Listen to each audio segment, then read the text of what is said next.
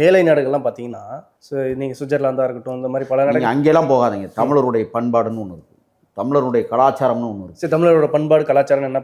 11 மணிக்கு போகக்கூடாது, வீட்டுக்குள்ளே இருக்கணும், படிக்கக்கூடாது அப்படின்ற மாதிரி கலாச்சாரமா? அப்படி இல்லை. ம். எந்தெந்த சூழல் கருதி எங்கெங்கே போகணுங்கிறத நாமே வகுத்து கொள்ள வேண்டும். அது ரொம்ப முக்கியம். நான் என்ன கேட்குறேன், சரி நீங்கள் இப்போ இவ்வளோ கேட்குறீங்களா, சரி கல்லூரி பெண்கள்லாம் மதுவான கடைக்கு போகுதுங்களா, போக சொல்லுங்களேன்.